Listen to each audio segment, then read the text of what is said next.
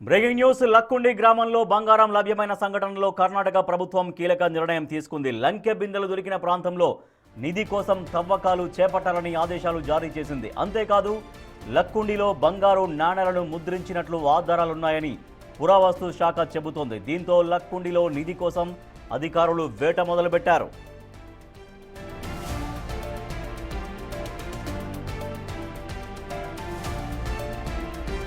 ప్రభుత్వ ఆదేశాలతో అధికారులు లక్కుండి గ్రామానికి జేసీబీలు, ట్రక్కులు, ట్రాక్టర్లను తరలించారు. మరోవైపు పర్యాటక పురావస్తు శాఖ, లక్కుండి హెరిటేజ్ డెవలప్మెంట్ అథారిటీ ఆధ్వర్యంలో తవ్వకాలు కొనసాగుతున్నాయి. ముఖ్యంగా భూగర్భంలో అపారమైన సంపద ఉండొచ్చని అధికారులు అభిప్రాయపడుతున్నారు.